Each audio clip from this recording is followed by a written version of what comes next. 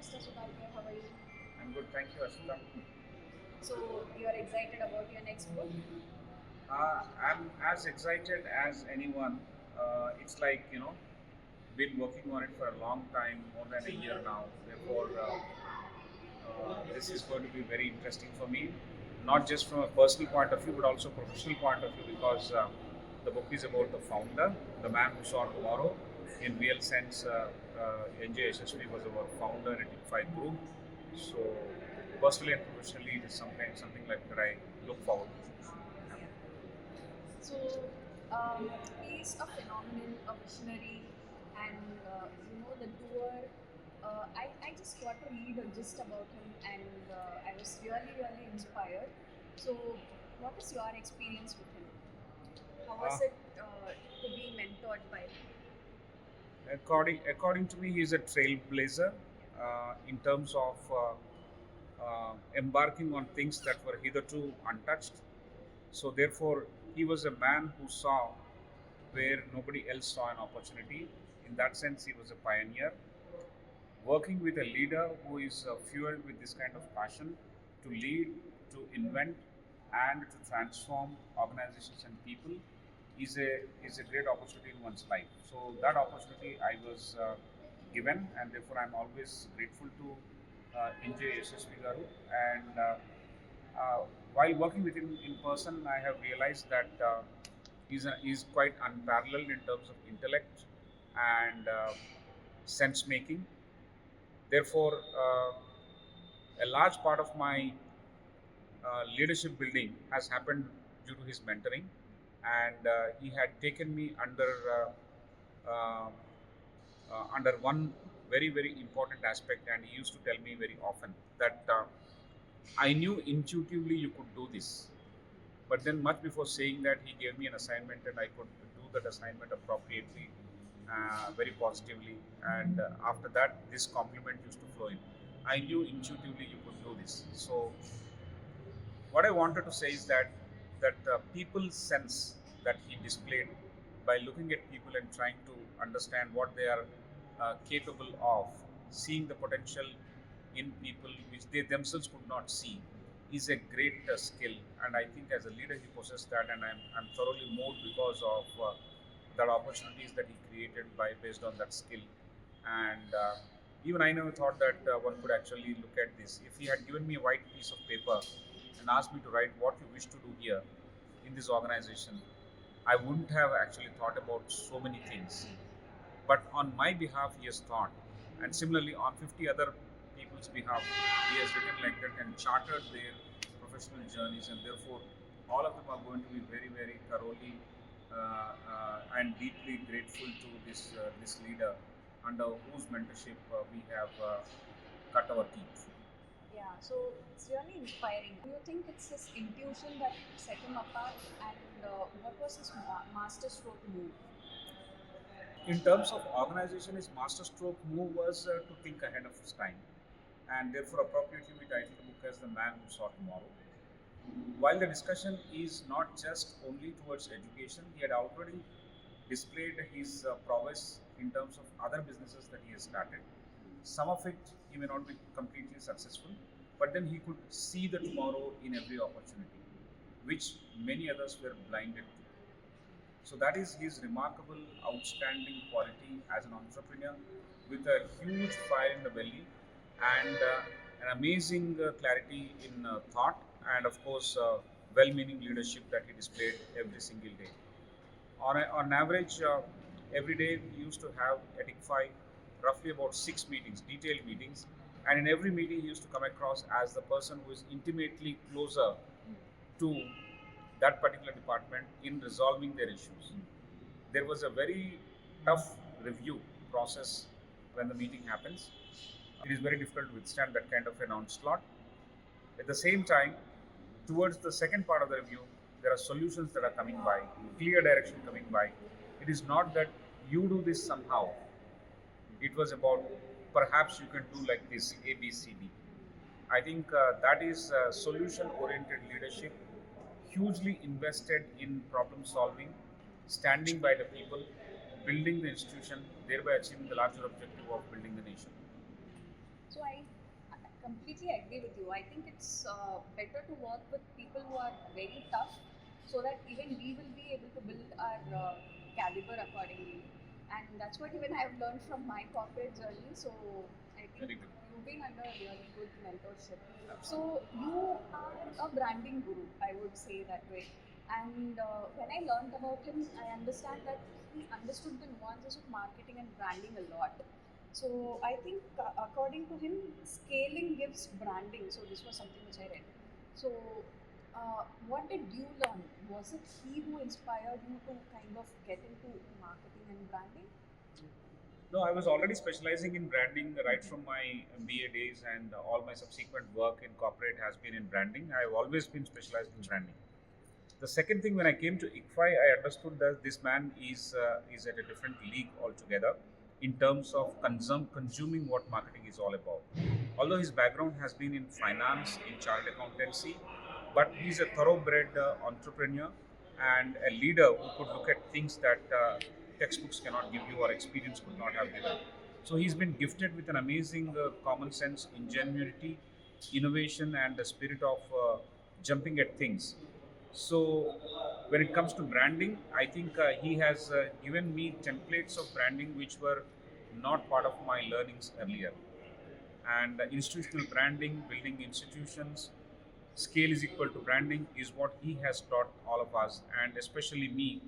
I knew that I would continue always in branding. Although I handled admissions, I handled marketing, I handled institution building, I handled accreditations, international relations, so on and so forth. I knew that my holy grail is branding, and therefore, whatever I picked up in terms of Mr. NJY, we fondly call him NJY, NJSSV, that is, in terms of his initiatives for naming the institutions, in terms of creating scaffolding brands to take care of a core brand called IBS, creating entire organization as a hub and spoke, and trying to fight the competition through the second round of brands that you have created without actually having a prefix of ICFAI. Everything was a strategy, and he has steered the education industry where it is now with careful steps and processes inculcated. Never was quality a compromise. In spite of handling things at such a great speed and such a great depth, he has given opportunity for people to learn and become professionals. And these professionals who worked at ICFAI have been picked up by the entire education industry. While that is on one hand, on the other hand, marketing and branding lessons that have been taught by Mr. NJSSV by his own decisions and practice and execution are something that others will not be able to copy also. They can learn one or two things, but it is very difficult. It's like, you work under A.R. Rahman, and when you break away from A.R. Rahman, you can't give an A.R. Rahman kind of a music. You need to have that core talent, which I say is sense-making coupled with entrepreneurship and fire in the belly and clarity in thought. And therefore, the branding also, like many other aspects of business, branding also has been outstandingly good. And that I feel that we need to take his legacy forward. And now that I am in branding as a corporate function at ICFAI, I need to personally and professionally take this forward, and pay back my gratitude to the spirit that he has infused in me over the last several years. And writing this book, The Man Who Saw Tomorrow, is one of my finest moments of paying tribute to a legend in July. So, like after him, when you had to take up, like what were the challenges that you had to face, or did you face any setback as a brand, and how did you overcome it? Not much actually. I saw that there would be setbacks when he had to take over the mantle and move forward. I imagined that the other people who were there in the organization would not understand the way NJY understood the brands, and any proposal that I would put up would face some challenges and restrictions and limitations, I thought, but it was not as limited as I imagined. The better sense prevailed. People really asked questions on how would the boss decide, and therefore they also decided accordingly, imagining that the boss would go for it. They asked for my take and my perspective, and I said this is what boss has told us, and therefore it was a seamless continuation of what NJY had believed in and worked on. so we are only continuing the game. He drew a line and we are extending that line. Of course, we are scaffolding it with a lot of time related new age scaffolding that is required for running the brands and the main brand of ICFAI right now. So it was not very difficult. The people dynamics is something very difficult. You need a different kind of leadership. Earlier, it was complete alignment of all the team members. Now, 10 years down the line, the alignments are slightly different, but they're not dangerously different. It is not a big challenge. Alignment happens when you invest time, when you understand people. When a great man like N.J. passes away, it is very difficult to actually fill in his shoes.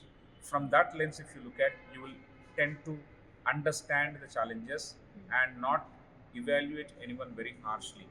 So a seat is vacated by a legend like that. Any new person coming into that shoes would always find it extremely difficult. We need to be quite considerate in evaluation. And if I consider that point, the journey so far has been pretty meaningful. The challenges were not as big as I imagined the challenges would be, but the journey is continuing, and we are able to play a meaningful role in building the brand. And I'm sure the core of it is quite safe, and we will be making it stronger, and it will definitely emerge stronger in the days to come and years to come. So I think one of the other principles that we followed was focus on yourself and not on competition. And from what you tell, I think it was built into the culture, and that has kind of helped the brand. Correct. So there's always a sales story given to the marketing people, also admission people. When you go and meet the prospective customer or the influencers like principals or heads of the department or parents or anyone standing in front of them, don't waste your time talking about your competition. You're unnecessarily giving them a lift. Use that much time, whatever is available for you, in front of the customer or the student or their influencers, to talk about ICFAI. So focus on you and don't focus on the negatives of anyone. Do not run down the competition. That was one of the values he has built into the organization. The second value that he has built into the organization is whoever is leaving the organization at a HR function value, we assign greater respect for the person who is on the notice period. So we treat them with a lot of grace and consideration. And therefore, a large number of people who have left also stay very loyal and proud of the institution, as if they also are the alumni of the institution. Although they did not study here, they merely work. So that alumni status that they enjoy, the social reputation given by the institution is what, including myself, we all enjoy, and therefore we speak very high about ICFAI. That's nice. So what do you think NJY would have done differently if you were here? Oh, it's very difficult to imagine, but I can tell you one or two things. He would have actually moved much faster than what we have moved in the last 10 years. He would have foreseen the technological disruption that is happening, and he would have built resources and solutions to handle that. He would have scared the competition much more than what we have done in the last 10 years. His own presence would have given us a greater peace of mind, although every day would have been like a tandoor kind of reviews, but greater peace of mind because his presence was and is always an assurance of, you don't worry about the nitty-gritty, I will take care. So that's the assurance of a leader. So he's a larger than life father figure for the institution, and therefore it would have been slightly different, definitely. And I would be failing in my duty and also dishonest in my own assessment if I did not tell you that things would be different in his absence. Things are actually very different in his absence. If he were alive, he would have scorched the entire education industry in the last 15 years in terms of speed, in terms of technological infusion, and in terms of the things that we have not actually been able to see the way he has always been able to see. Therefore, we call him the man who saw tomorrow. Very inspiring, actually. And it's like starting 8 branches of ICFAI on the same day. ICFAI Business School. Yeah, and yes, on the same day, it's like. That's the scale. Scale is equal to branding is an example there. Because if any parent or the student had come to join an institution, the story is to say that you are joining an institution which has got presence in 8 cities on day 1, and therefore you are part of a very large institution.